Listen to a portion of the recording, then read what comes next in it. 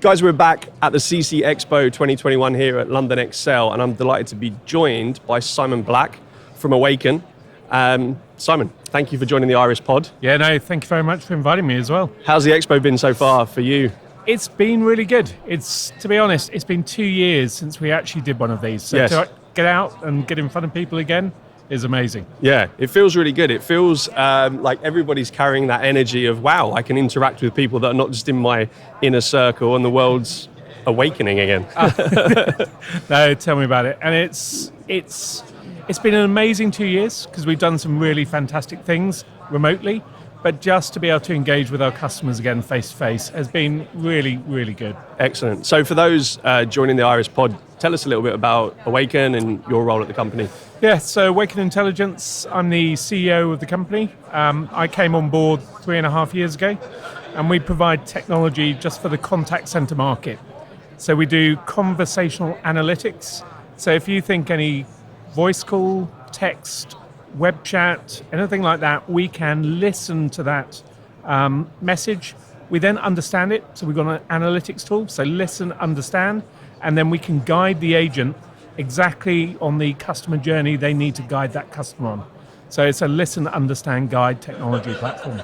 Not to make this a conversation about COVID, I always say that, but I'm really intrigued by how this industry and all industries really pivoted and made sense of that moment 18 months or so ago when we were plunged into lockdown. How did you capitalize on that as an opportunity rather than as a threat for the business?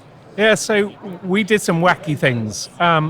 So if I talk about the company itself, when we first went into lockdown, the sales performance really struggled.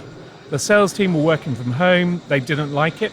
So we rented a country manor down in Sussex, and the whole sales team came down and stayed during the week so they could have that engagement.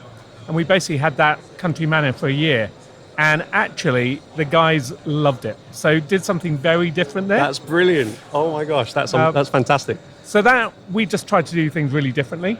And then the second piece on a business side, we were very lucky. One of our partners, Sitel, a big BPO, brought us into the government's test and trace. So our technology powered the 30,000 agents exactly what they needed to say to the citizens when they were in that contact center for test and trace. So we've been doing some very, very cool things throughout. That's fantastic. I love the country manor idea. That just, almost like high technology and then like the lowest tech thing that you could probably, and marrying the two for performance sounds like such a great idea. It is. And if you go onto our LinkedIn page, there's a lot of videos on there with the team driving around on quad bikes. There was about 4 acres of land.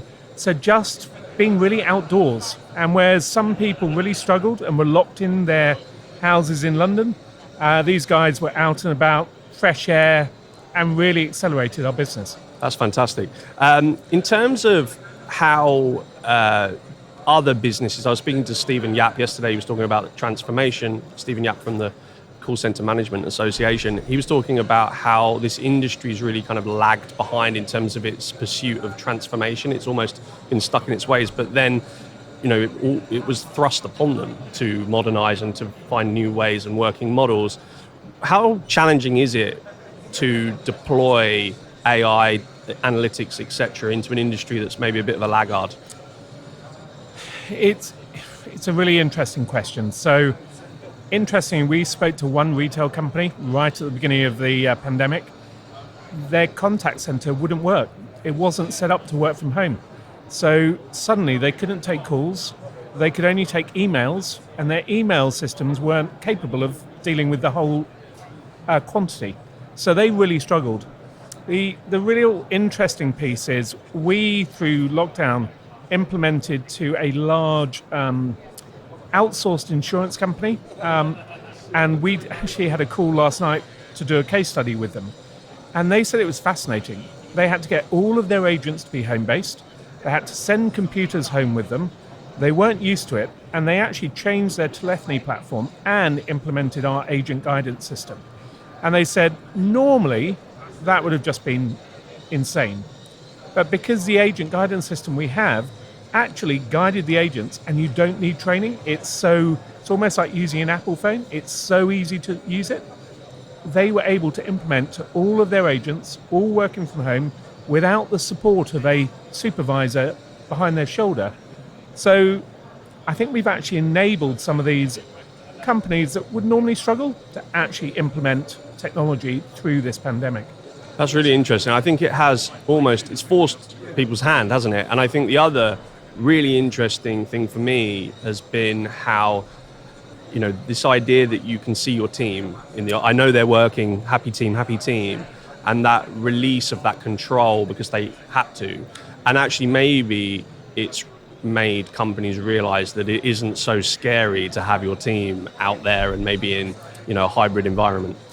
I do agree. I think the only challenge I've really seen is with our customers and our own team is how you really analyze the agent or your employees' well-being, because it's really tough. If you're not seeing them the whole time, you don't know if they've had really tough calls.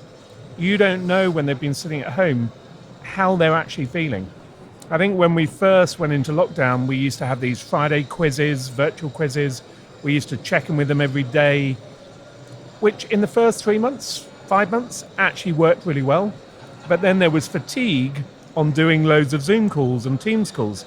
So then they didn't want to do that. So I think we had to be quite creative, and our customers had to be quite creative how to engage with your agents and your employees to make sure they're still fit, healthy, and actually still enjoying what they're doing. I think it's a really good point. We spoke yesterday to the team at Wellity, and they were making this really key point about employee well-being. I think not because of COVID, but generally, I think companies have started to really face into staff well-being and not just a checkbox exercise, actually going into the real things that will make a difference.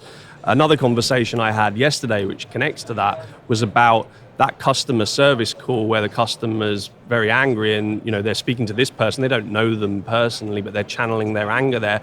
Instead of that being in an office where that person can then walk out and that's the end of it, you've invaded their home. Yeah, it's a really interesting dynamic. It really is, and one of our technologies, the voice analytics, we can actually analyze over a time period the agent emotion. So we can then track it and show that if an agent's emotion is getting more negative over a week, a month, for example, and you hit the nail on the head. If they're in the contact center, someone can go up to them and see they're struggling, put an arm around their shoulder and support them. You can't do that at home, and they can't escape when they're at home. So actually seeing the agents that are struggling, so you can then take them off the phone, give them more support, give them more training, maybe move them to a different business line that is not quite as challenging as customer complaints. These are the things you can do if you know that they're struggling. And if you have a platform that can analyze that sentiment analysis and so forth. So tell us a little bit more about where that world is going and connect your platform to it. How can we utilize data from those contacts to ultimately improve the customer experience, but also the employee experience? Yeah, it's really interesting. So the most contact centers, if they're not using automatic listening of calls, they probably only analyze between 1% and 5% of their calls. Because it's a manual process. It's a manual process, someone listening to the calls. Now, we can analyze 100%. So we know if the customer experience is bad, if the customer's always being put on hold, if the agent's always going, sorry, let me just go away and check something, or sorry, I don't know the information. So we can tell that customer experience. Is that something that businesses are understanding en masse yet, or is it still something that you're having to really explain and prove the ROI in tough terms? When we came into this 3.5 years ago, 4 years ago, we were still explaining a lot about it. I would say we are now at the point where customers really understand it and they are wanting to do something about it. And same with your technology. Analytics is only great if the quality of the calls is really good.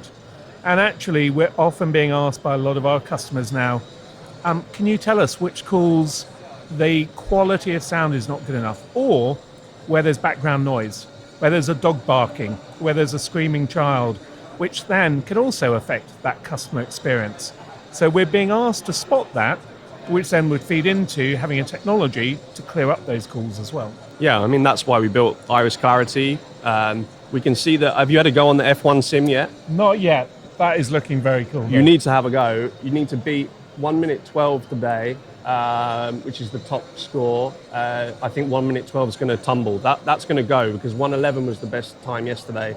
And I can see a few people having a second go today. So I think we're going to see some serious times today. Born out of our partnership with the Red Bull Racing team in Formula One was this AI voice isolation technology, as we call it. And this exact thing, the problem we are solving is that noise, and bad data in equals bad analysis and poor insights out the back end of it. So solving that problem to improve the call itself, but also the data and the improvement of your operation over the longer term is absolutely what's key to what we're doing. Oh, huge. And you think about the UK, we've got pretty good quality calls sometimes. People in their home is not bad quality, but we work with contact centers globally. So if you think in India, they've got tens of thousands, hundreds of thousands of agents. When they all went home, we know one big BPO, they shipped 60,000 computers to home. And quite often these were in shared apartment blocks. The internet wasn't that great. The noise was really poor in those areas. So actually having technology to really clear up those calls can really help with that customer experience, which is key. What do you see as the other technologies in this ecosystem that are really going to solve problems for companies servicing this industry and ultimately customers at the end of those calls? Yeah, so the thing I've got to be careful about is just talking around voice. Where a lot of people want to go is digital first, because as a consumer, my needs are changing. I might want to do an email or web chat or do something online without having to call. So what we're seeing is companies do want to go digital first, but for complex interactions or high emotion interactions, I've crashed my car, I want to make a claim, I want to speak to someone to make sure they really understand what's happened. So there is a still need for voice, but where we're seeing technologies going is if we can analyze the voice in real time and we understand what's going on with the customer, and then we can prompt or deliver the next best action to the customer or to the agent and prompt them, that's where this technology is going. So using real-time voice and text to then prompt the agent through AI what to do next with that customer. Fantastic. I mean, this is the first time we've done, obviously, this conference or any conference as Iris, and the warmth of the reception and the general camaraderie around the room here has been fantastic to see, actually. Everybody trying to solve problems and just, yeah, like you said at the top of this, the excitement of being back out in the world really kind of motivates. So thank you so much, Simon, for joining today. If people want to find you, we'll put a website up at the bottom here. How can they find Awaken? Yeah, so our website is www.awaken.io. Please come to the website, and we're a British software company, so give us a call and get in contact with us. Thanks, Simon, so much. Cheers. Cheers. Take care. Thank you.